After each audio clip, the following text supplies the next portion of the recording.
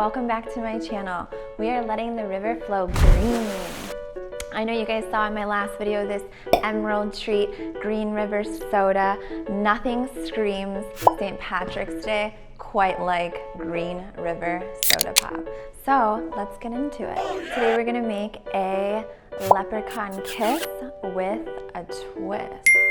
So we're gonna start off with the garnish. That's the most important part before we pour it into the cocktail.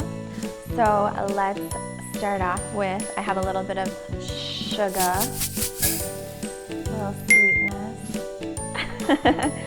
And then because it's ultra festive, we're gonna do green, St. Patty's Day, luck of the Irish, green glow. I have some green food coloring, just gonna add in like 1, 2, 3 drops. However you like it, you know? And then we're just gonna kind of just shake it up, rub it together. Okay, it's coming together. This is super simple, and this is how we're gonna get that colored sugar on the rim.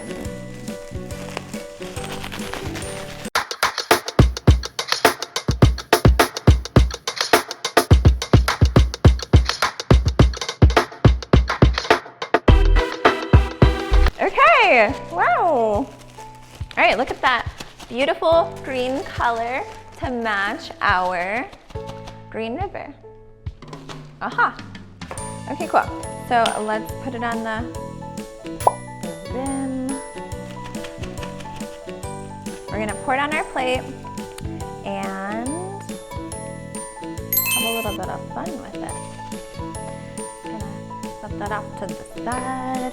Okay, so this is way too much sugar. We don't really need that much, just a little bit, but now we have extra, so we can have a party. Duh. Okay, now we're just gonna give this bad boy a little rim job, get it nice and wet so our sugar sticks. Cool. And then, oh wow, we are festive. Okay, cool. Look at that. Pretty. Love it. All right, now let's set this off to the side. Put our sugar off to the side.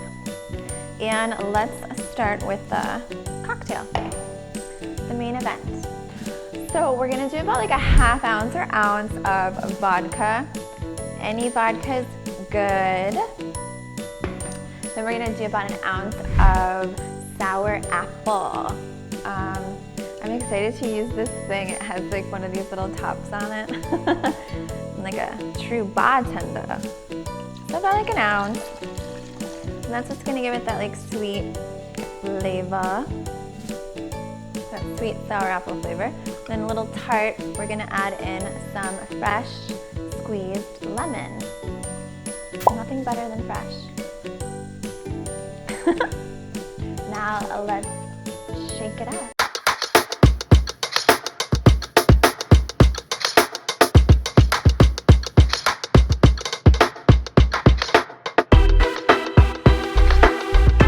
Okay, cool. All right, now let's add a little ice to our glass. I'm just gonna pour this excess out. Just a little bit. I love these little ice cubes. I'm gonna make a video of my new ice machine because it's amazing. All right, let's pour it in. And we're gonna top it off with some Green River, of course. And that's where you're gonna get that color, that nice, pretty emerald green color. Little lemon lime flavor. Pause, class is in session. Here's some fun facts for you. Did you guys know that this Emerald Treat actually was extremely popular in the 50s.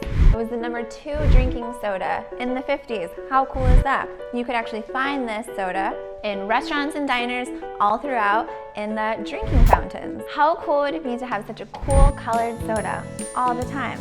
Another fun fact is Green River soda actually was not capped. There was a little marble ball at the top of this. So in order to open it, you had to shake it, and then you'd get a nice pop. And that's why Midwesterns call soda pop. That's kind of where the name came from. How cool is that? Another fun fact, back in the 1930s when Prohibition was happening, alcohol was actually taxed. A brewing company in Chicago actually decided to buy the recipe so that way they didn't have to pay taxes on their beer anymore, so they decided to go and make Green River soda, which I think is really cool. And there you have it. We could end this here, but this is where the twist comes in. We're gonna add a little floater. So I've got some Everclear here. I'm just gonna pour like, I don't know, a little bit, not too much, like a ½ ounce. So I've got some Everclear here, and I just took a lime and we hollowed it out so we can have a little party inside. Oh, yeah. So we're just gonna take this lime, this is gonna be our floater. Gonna add a little Everclear into it. You don't need that much, or you could add a lot, depends on how long you wanna have it on fire. I'm just gonna light it up.